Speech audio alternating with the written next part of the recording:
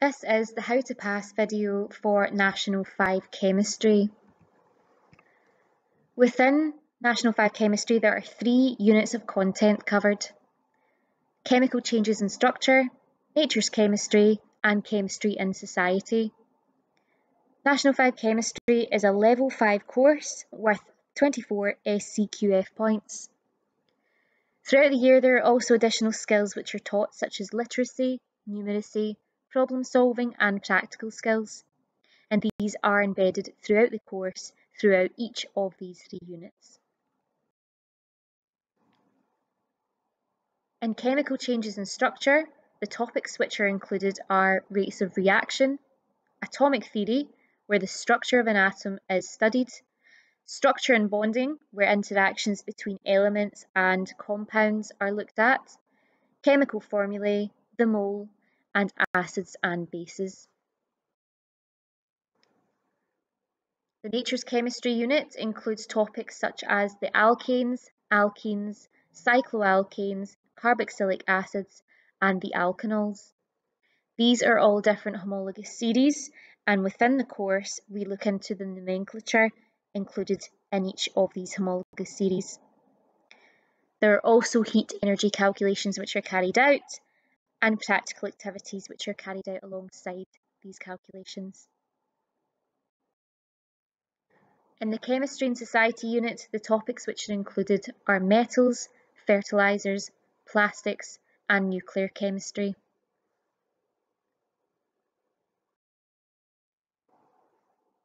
Research and chemistry skills are embedded throughout the 3 units and require a concise and organised approach to problem solving and practical implementation of theory. Pupils are required to have a good knowledge of lab equipment and of the various techniques used to carry out different types of investigations. And some examples in this respect are volumetric titrations, which are carried out in the acids and alkalis topic, filtration, which we use to separate out insoluble solids from solution, evaporation, which is a technique used to separate out soluble solids from solution, and distillation, which is the separation of a liquid from solution and is carried out in the alkanols topic. To carry out the investigations, there are common pieces of chemical apparatus which pupils will be familiar with the use of. By the end of the year, pupils will be well versed with using a conical flask, beaker, measuring cylinder, delivery tube, dropper, test tubes and boiling tubes, funnel, filter paper, evaporating basins, pipettes with safety filler, burette, and thermometer. All of the science classrooms are well equipped with these pieces of equipment, and again, pupils will have hands-on experience of using these pieces of equipment throughout the course of the year. In National 5 Chemistry, there are also open-ended questions in the exam. These questions are worth 3 marks and there are usually 2 in the final exam. This is an opportunity to demonstrate one's knowledge of the chemistry surrounding a particular concept of the course. There are no correct answers for open-ended questions. Instead, the SQA marker will give a holistic mark based on the following. This is the SQA marking scheme which is used for open-ended questions. 0 marks out of 3 would be awarded if the student does not demonstrate any understanding of the chemistry involved, if there is no evidence that the student has recognised the area of chemistry involved or given any statement of a relevant chemistry principle. 0 marks would also be given if the student merely restates the chemistry given in the question. For 1 mark out of 3, the student has to demonstrate at an appropriate level a limited understanding of the chemistry involved. The student has made some statement or statements which are relevant to the situation, showing that at least a little of the chemistry within the problem is understood. For 2 out of 3 marks, the student has to demonstrate a reasonable understanding at an appropriate level of the chemistry involved. To do this, the student has to make some statement or statements which are relevant to the situation, showing that the problem is understood. And finally, for 3 out of 3 marks, a student should show a good understanding at an appropriate level of the chemistry involved. The student should show good comprehension of the chemistry of the situation and provide a logically correct answer to the question posed. This type of response might include a statement of the principles involved, a relationship or an equation, and the application of these to respond to the problem. This, however, does not mean that the answer has to be what might be termed an excellent answer or a complete one. The focus of open-ended questions is for pupils to demonstrate the depth of their understanding. There are various formative and summative assessment tasks which are carried out throughout the year for both pupils and teachers to gauge pupil understanding. There is weekly homework tasks which are issued through Show My Homework. There are end of unit tests which are also issued at the end of each unit, usually one per unit. There is the prelim exam which will be in January 2023, and also the final exam which will be in May the 12th, 2023. The final exam is 2.5 hours with a total of 100 marks.